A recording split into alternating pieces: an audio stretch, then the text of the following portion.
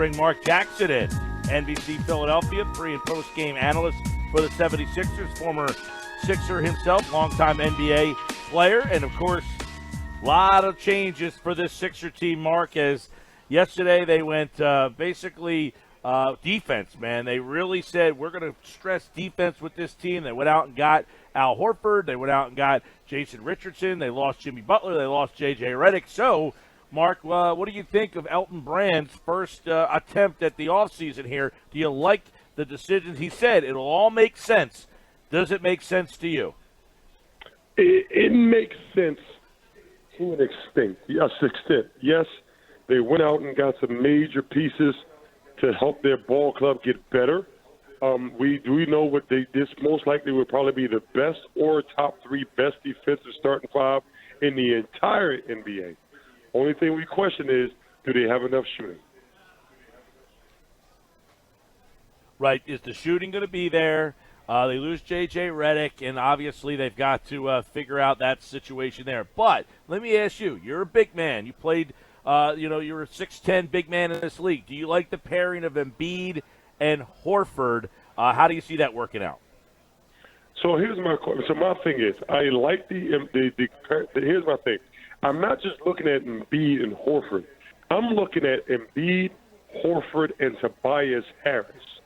Can those three be mobile enough to guard these teams who play smaller and faster? We all know Al Horford's a great player, but we also know he's more productive. In my opinion, I believe he's more productive at the power sport, the center spot, guarding centers and being a mismatch nightmare. And my opinion also is I think Tobias Harris is a little better guarding today's NBA four-men. So now he has to move to the three. Horford has to chase around run and gun fours. I'm saying, can we keep that pace up and be consistent at it night in and night out? Marc Jackson's with us at Jacko2544 on Twitter. Your reactions, mixed emotions with Jimmy Butler, or do you think that it just wasn't a fit and they got some good value back in return? What's your take on the whole Butler, the way this thing ended? I think, to be honest, I really believe that I think they got something for him. Josh Richardson's a heck of a player. He fit in great. Again, another defensive player. He's a two-way player. He's going to give you some points on the other side. But also with that being said, to me, when I was hearing, okay, Jimmy looking at the Lakers, Jimmy looking at Houston, Jimmy looking at Miami, when that came into play, I was like, okay, now. I'm looking at, okay, he's a free agent. He's allowed to do what he wants. But I'm thinking, even if we bring him back at the money he asked for, is he going to come here and then eventually kind of force his way out because he's not happy? Or should we just let him go? I got to the point when I started hearing Miami, I was thinking, I thought it was about winning. How much are you going to win in Miami? Respectfully to the Miami Heat now. I thought maybe it was best if we get something for him, because even if you bring him back, will he come in as happy and wanting to be here, or will he have a 1 foot out the door and saying, I wish I could be here, I wish I could be there? So I'm happy with the move, them signing and trading and get something for him. Elton Brand has been under a lot of scrutiny, Mark, and, not in a bad way, but just there's an unknown associated with him. He comes in hot right out the gate and makes trades for Tobias, makes trades for Jimmy Butler, but people are saying, well, what's his game plan here? And now over the past few weeks, we all know the rumors that have been swirling around leading up to yesterday at 6 p.m., but now that Tobias is signed, Jimmy is gone, and we all know the rest of the moves that have taken place, what are your thoughts on the job that Elton Brand has done and what appears to be a clear game plan that he's had throughout this entire process? I like it. I like what he's doing. He's not in the hinky mindset. He's coming in here with win now. What do we have to do to win now? So he went out and got another veteran, Al Horford, who is a solidified, good starting player in the NBA. Josh Richardson, young guy, two-way player, once again, adding to probably the biggest starting five in the NBA, as well as the best defensive squad in the NBA. So we got defensive down pat. Then you got Zaire Smith coming off the bench. You got the pick from Washington coming off the bench. Those are two more stoppers.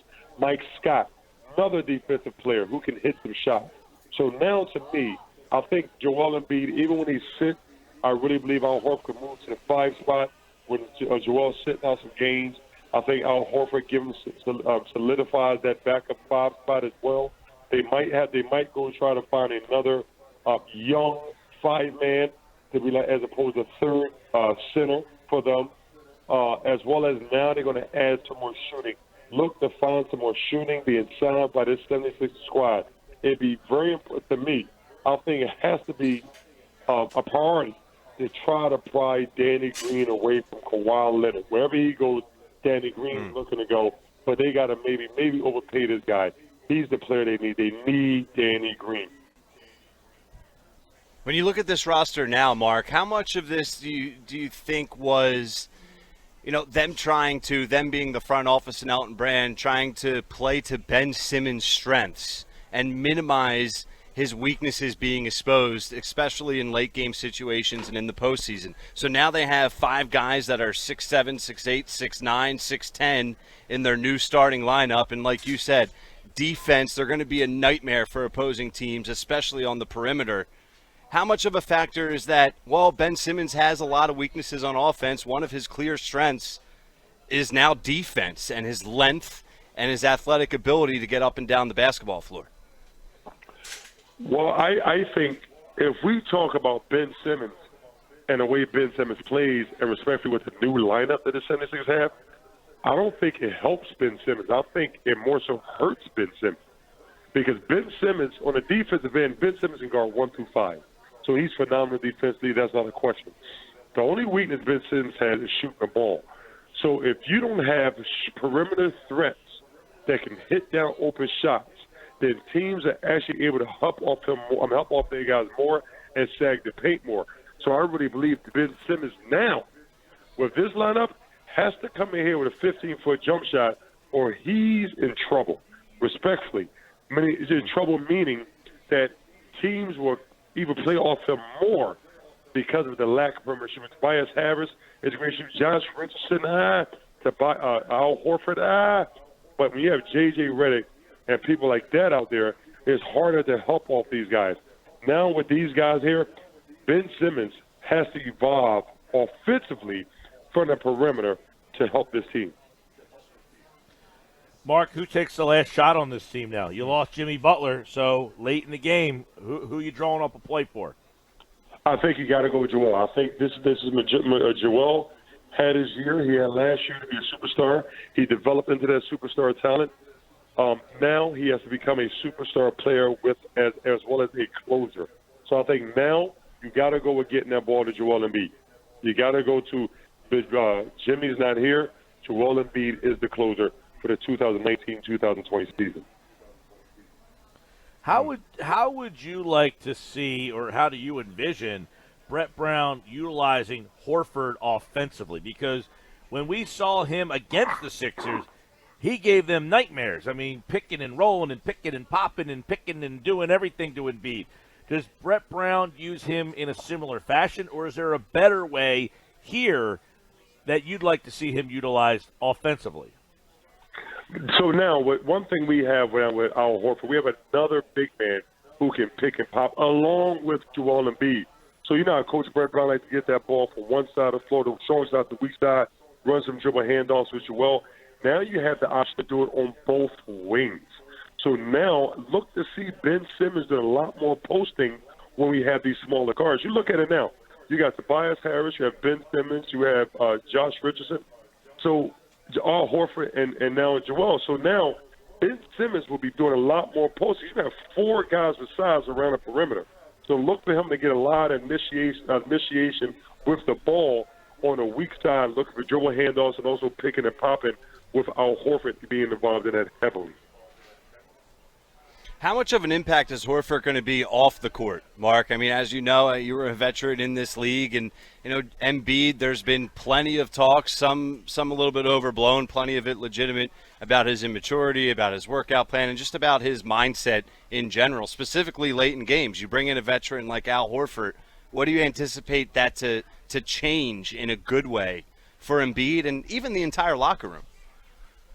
You bring a veteran in that's contributing at a high level, like J.J. Redick was last year and previous years, and now Al Horford, it does nothing but add and solidify the stability of your locker room.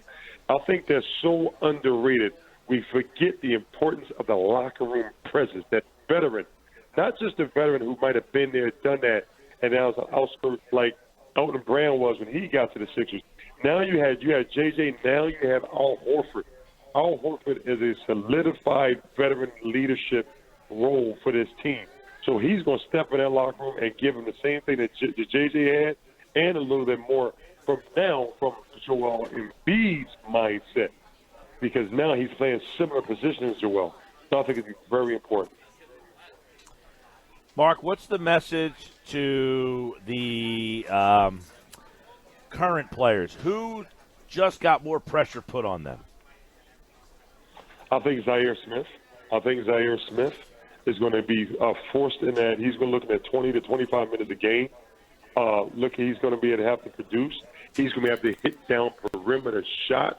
And for what I'm hearing, they've worked on his shots so much that they feel comfortable with him being a 3D type player.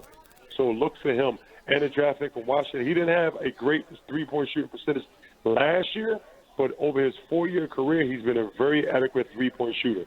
So those two young fellas will get playing time next year. And then Joel Embiid. Can he be the closer now that Jimmy the Butler is not here?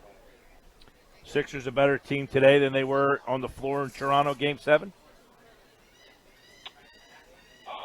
I really believe they still need to add 2 more shooters. I would say no until they add 2 more shooters. All right, wow. And, Marc Jackson. And another backup ball handler off the bench. Yeah, I think we all agree on that. We'll see what else Elton can do. They got about $7.7 million left to kind of work with here, and we'll see if they can convince a veteran player to kind of take that mid-level or how they go about it. Is there another trade? Marc Jackson, NBC, Philadelphia, and he was kind enough to jump on board on the Boardwalk Honda hotline. Mark, hope you're enjoying your summer, man. Thank you so much. Appreciate you guys. Have a good one.